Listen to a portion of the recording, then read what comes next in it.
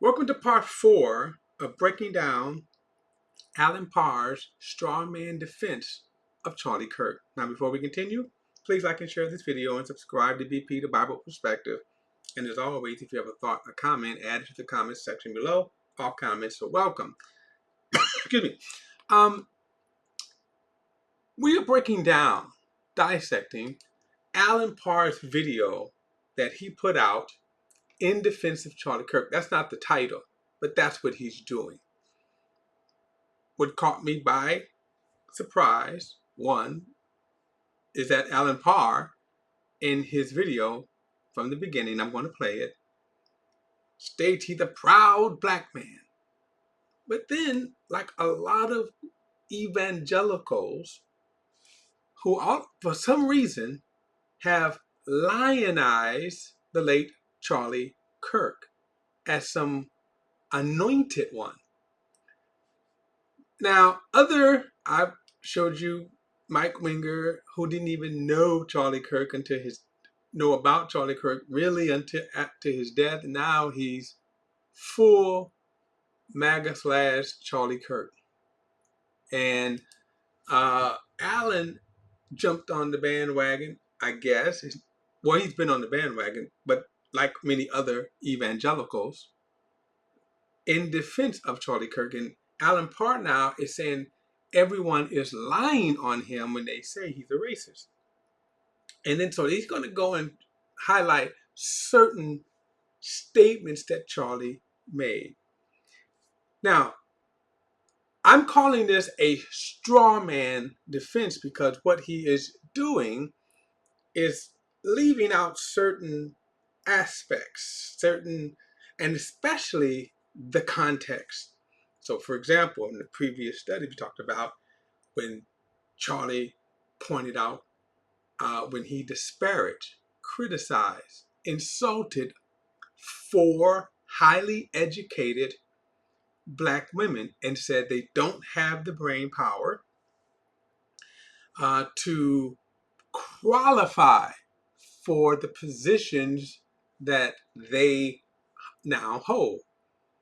Charlie said that they were bragging that they were affirmative action hires. Well, Joy Reid did, in the late Congressman Lee, she said she was an affirmative action. So and I don't get this about Allan Parr, since he is definitely saying he experienced racism. Why wouldn't he then elaborate on the context of affirmative action? Why do we need affirmative action? He himself said he experienced racism. If that's true, then you understand affirmative action and why there was a need, and why people like Congressman Lee and Joy Reid, who both said that they were proud affirmative action and DEI hires. But why? Now, in this video, we're going to get into his defense of Charlie Kirk's statement about DEI. And again, I'm going to play that he's a proud black man, but then why is he defending these statements? Why is he sanitizing, saying, oh, no, just, Charlie said them, but come on, that's not the big deal right here. Now, as I said before, I think it's views. That's one of my personal opinion, that the reason why he's doing that is views. But what I criticize is, you said that you was about truth, then give all of the truth. Give all aspects. This is a seasoned YouTube content creator. He's no dummy. And especially since he took the time to kind of dissect and to put together his defense. Okay? So let's jump into it. I'm not going to spend too much time going to the backstory here, but let's get to it. And then we're going to let Mr. Parr speak for himself. Let me also say this, because he is extremely popular, as we've seen in the last video. YouTube may throw us some ads, and if so, I will scroll through them as fast as I can. Here is the Here is the title to the video. He says, my final video on Charlie Kirk. And then notice this, exposing the lies one by one. And then, of course, the beat by Allan Parr. He had over 1 million views. So this particular video has 140,000 views and probably will climb. All right. I could be so lucky. All right. As y'all see, I don't have a lot of views. So anyway, now this video here, I'm just going to play the beginning of it. Okay, the same video, but I'm going to play the beginning of it because I want you to see, hear him, and then to see why there's a contradiction, whether the Christian contradiction, social contradiction, and then again, I'm left stumped with the question: why are so many evangelicals defending Charlie Kirk? In other words, who is he? Now, that's not to say anything against him as a human being. But I mean, okay, yeah, but why him? It's my question. Here we go. Why is it so important that he dispel the lies about Charlie Kirk? So what, they lied on him. But why is Allan Parr and other evangelicals taking up the burden, the cross, to dispel the lies about Charlie Kirk? Which they're not lies. That's the whole thing. They're not lies. I am a black man, unapologetic and proud. And I proudly stand on the backs of those, my ancestors, who have risked their lives for me to be a black man that has the right to vote, a black man that has the right to own a home, to purchase land, to drink from the same water fountains, to sit in front of the bus, and to have my children attend schools with kids who don't look like them. I have been a victim of racism. I've been a victim of prejudice and a countless number of microaggressions due simply to the color of my skin. So I am deeply grateful for those who fought for my right as a black citizen of the United States of America. But there is something. Okay, so we part one, we played, of course, the entire segment there. That Charlie Kirk, everything that he just showed about Martin Luther King, the Civil Rights Movement, Charlie Kirk disparaged. He said Martin Luther King was an awful person. The Civil Rights Bill, the Civil Rights Act was a huge mistake. So this is what now he's going to defend. So let's get to the DEI. Okay, the DEI. Okay, question here. I'll let him play and then I will opine. And we're going to specifically focus on his comments that he made about a black pilot. All right. Now, let's check out the full clip once again and not just isolated clips. First of all, no one is doing that too, by the way. He's the only one that's kind of doing that. He's going to chop up videos. But I mean, okay, I'm jumping ahead.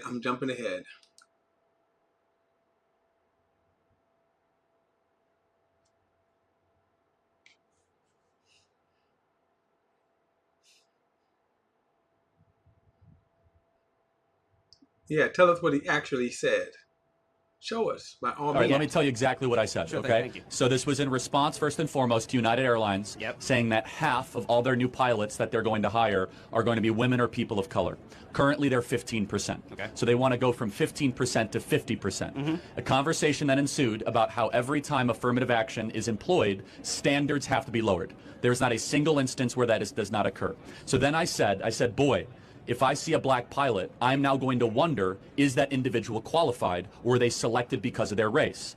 Comma, but that's not who I am, but this makes me think this way. And I stand completely by that statement. Okay. Secondly, let me just finish. Sure thing. Yeah, sorry. DEI and affirmative action, what it does is it lowers the merit, it lowers the threshold of standards, and increases things that do not matter, such as skin color and ethnic background.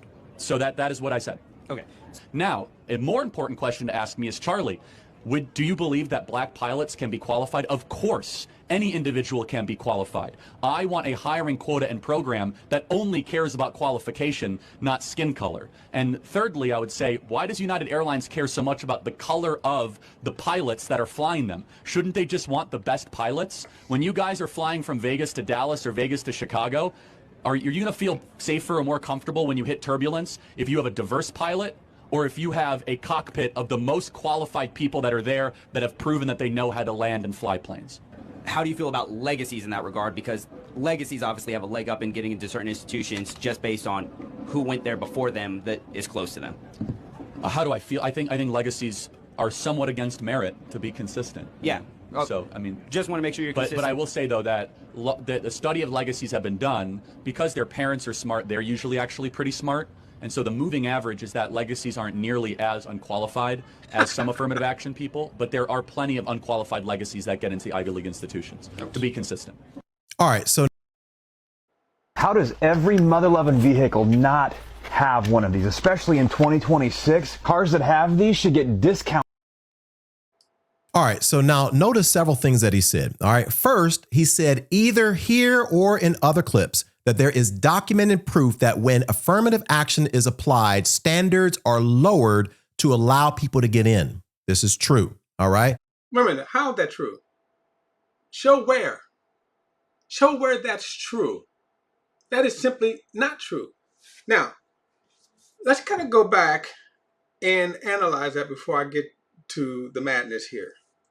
I'm going to rewind this. I'm going to kind of go back to, and I'm going to break down his statement so that we can kind of take a look at that. Okay. And again, his defense, this black man who has experienced racism, his words, a victim of racism, right? Now, he probably would say that I don't have a victim mentality. All right, let's kind of go back, and I want to go point by point by what Charlie said. Now, you will note that he is playing not the actual clip itself where Charlie said it. I don't know if he's going to play it here or not. He might, okay? But what he is playing, again, as the straw man argument, is kind of Charlie responding to the statement. Okay? Responding to the statement.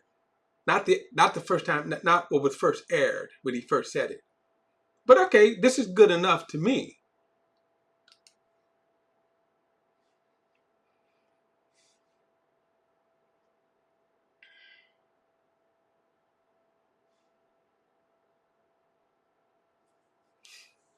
All right, let me tell you exactly what I said, Sure okay? thing, thank you. So this was in response, first and foremost, to United Airlines saying that half of all their new pilots that they're going to hire are going to be women or people of color.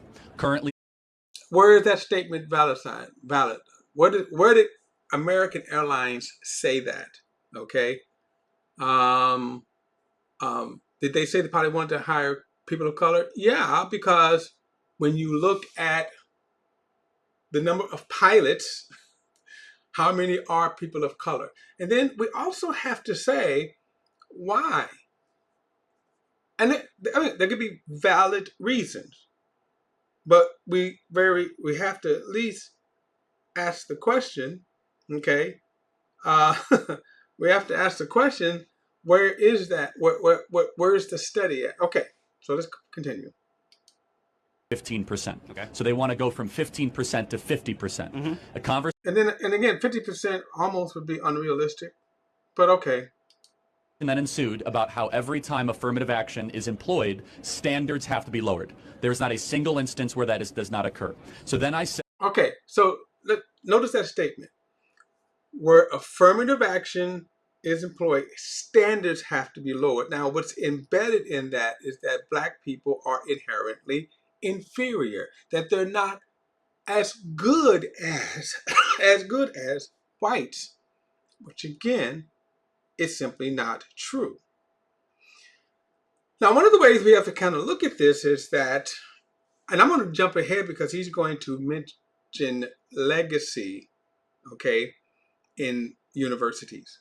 Legacy in university is your daddy, your parents are rich, and so the kids get in purely on that their parents is rich. That's it, not on merit. Okay, but let's kind of go back and say in any other area, because I mentioned in the last uh, video, I work in the building trades. And I can tell you that there are plenty of white tradesmen who have access to that are not qualified. Now, some of it is political, but I've known electricians who did not know anything about electricity. I've known stationary engineers who know anything about how to work in a boiler room. And we can go on and on and on. So again, when you say he's attacking affirmative action, but as I said before, in each one of the cases, then let's go back and say why was there a lack of diversity? And you could say that when you talk about like blue collar jobs, some of that might be true with blue collar jobs. But when you get into professional jobs, that is not true. But the blue collar jobs is equal with everyone across the board. If you know someone or people who get hired. So for example, you go to government jobs. Well, who gets government jobs? And those jobs where you don't have to have a degree. So how are they qualified? How are they hired? How are they picked? See? But then when you go to professional, as he's talking about pilots, in one clip he talks about surgeons. And so now are you saying that there are actual black pilots that are not qualified? Because he just said that the affirmative action or DEI hires are less qualified. So let's examine that stupidity. Is American Airlines, in their desperate attempt to reach a 50% quota, show me where American Airlines has stated that's what they're doing. But let's just say even if they said we're going to do this, and now they go out on a quest to have women and people of color 50% of their pilot air force. Are they just randomly picking less qualified solely based on color? You know how stupid that would be? You would have to say that the negligence would be so great. You're going to what? Ride through the hood, pick up some homeboys and homegirls and stick them in a cockpit. They're not qualified. And let them fly hundreds of people across the country in the world. That's what you're saying? See how stupid that is? Are you really seriously telling me that the black pilots, so let's say even if they did reach their quota of 50%. By the way, Kirk, how would you know if they're qualified or not? Kirk said by reason of their color. And the fact that American Airlines said that they want diversity. So the fact that they hire black people, the fact that you're saying, based upon their skin color, that they're DEI, they're not qualified. But yet, American Airlines is going to be so negligent as to put in an unqualified or not qualified enough pilot just to say, oh, gee, we got color now. See, the argument itself is just stupid. And this is what Allan is defending. he's attacking. In other words, black people are not good enough. You don't think that the black pilots, even if they did that, if they reached 50%, you don't think they would be qualified? But let's ask this question. One, in the history of pilots, the vast majority were white, all white. Now, how many DEI pilots, because see, this would be proven, have crashed planes, have gotten up in there and they're flying around in their airlines and stuff, listening to their rap music. You know, like, what's the movie? Soul Plane, right? Where they bouncing the plane, you know, up and down, right? That's the DEI, right? How many of those pilots are actually crashing planes? And then, of course, you have to say that they crashed the planes because they were DEI hires. Now, how many white pilots have crashed planes? And what was their qualifications? I said, boy, if I see a black pilot, I'm now going to want. Now, why would you just see a black pilot? Just a black pilot. See, and again, that's a racist statement in and of itself. Even if it was true, why wouldn't you assume that this job is so important, that they would have to be qualified? Now, let's kind of go back, not so much as the pilot now, let's kind of go back and look at the 4 highly qualified black women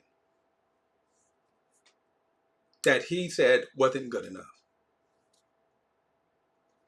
Joy Reid said that, yeah, she was the benefit of affirmative action, but she went to 3 colleges and got 3 college degrees. How's she not qualified, period? And when whoever hired her, did they not see those qualifications? How about, let's take a look at Ketanji Jackson, the Supreme Court Justice. Now, Kirk said she's a DEI hire. But yet, how is it that when Trump said he was going to put a woman on the Supreme Court, Amy, is Amy more qualified than Ketanji? What is the qualification? If you look at their qualifications, he made it about race, not about if she's qualified. In fact, he said Ketanji stole a white person's position. That's racist. What's the lie, Allan, that you're defending? That you're puffing iron? Is that individual qualified, or were they selected because of their race? Comma, but that's not who I am, but this makes me think this way. And I stand completely. No, you do think that way. That's not who I am. That's exactly who you are. And that's exactly how you think. And you make the argument because it resonates with your audience. That's why.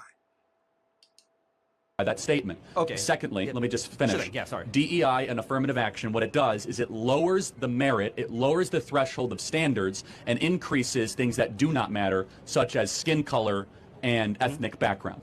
So that is what I said. Okay. Now. So how, again, let's just say, first, let's kind of go back and analyze what he said.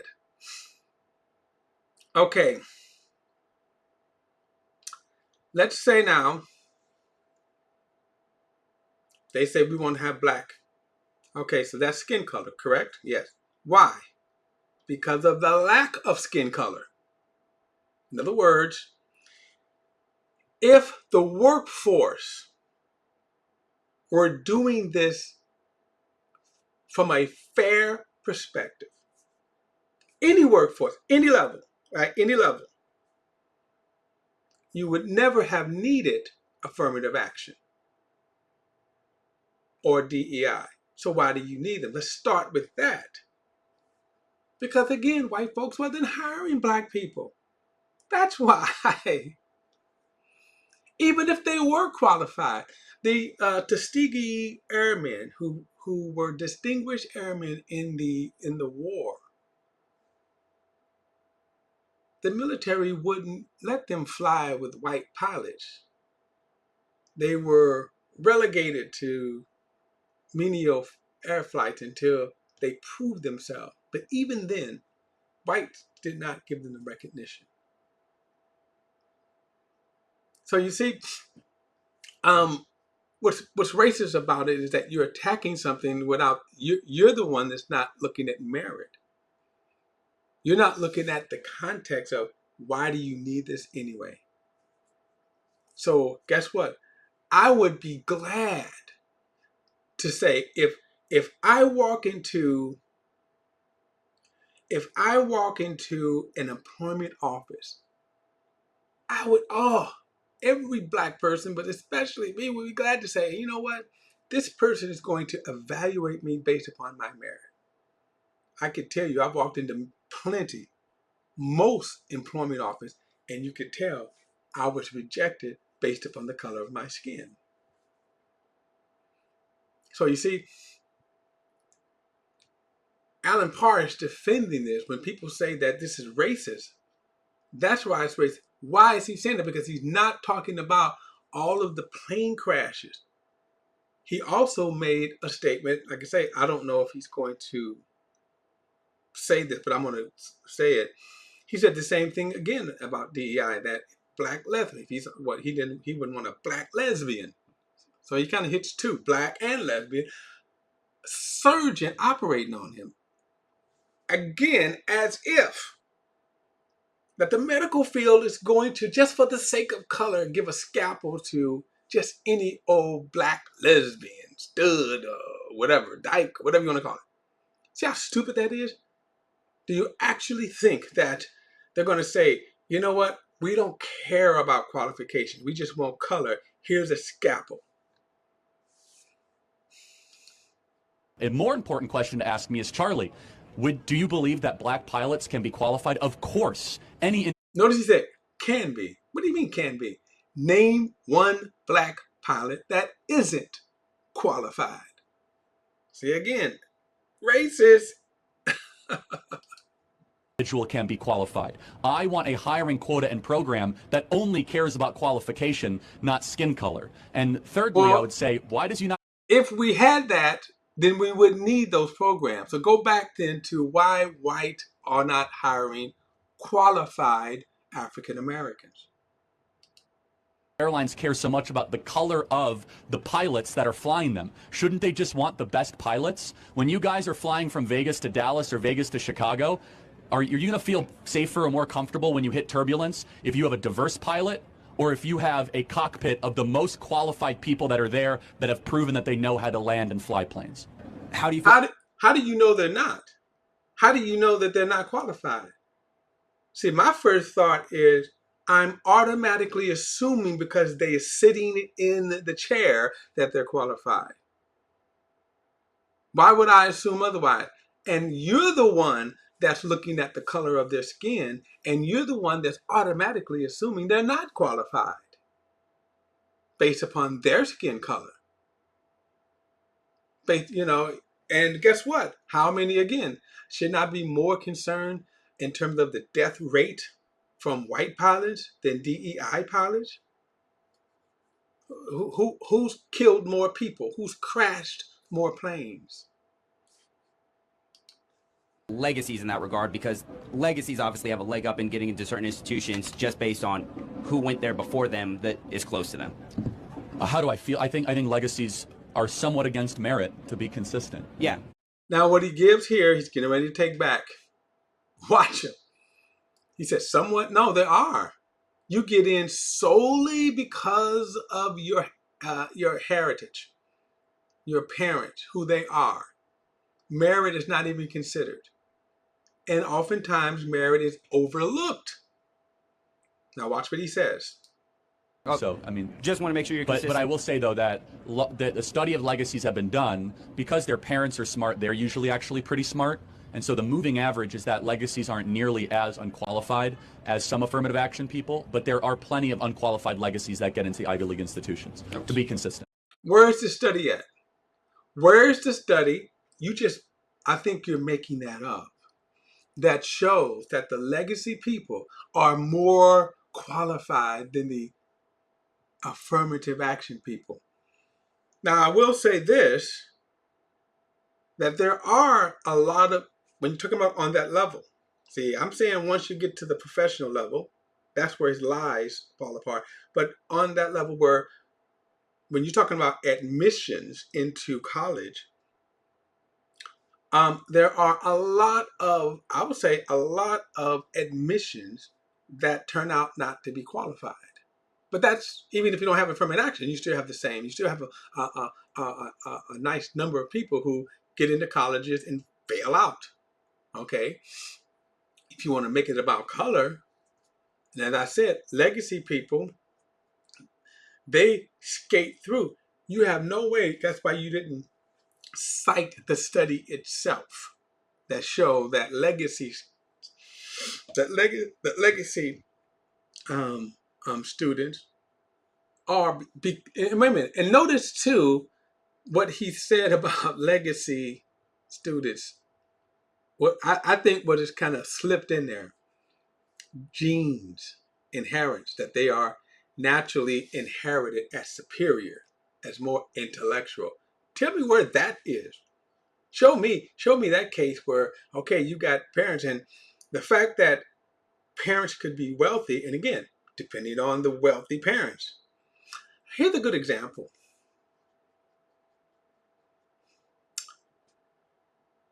I'm not going to call the name, but you may be able to pick up on this by me saying this. One of the first reality stars was one of the heirs of a hotel chain billionaire, okay, household name.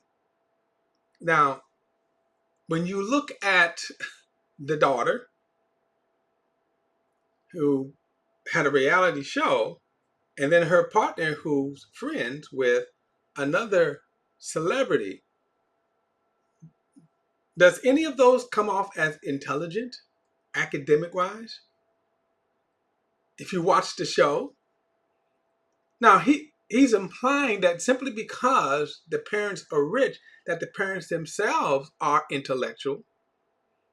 So, for example, if you go back and you look at the president's parents themselves, doesn't mean that they were intellectual. They were wealthy. And then he went to schools because of the wealth. And what kind of student was he? Okay, I mean, we can. So again, one of the, he kind of slipped that in, didn't he?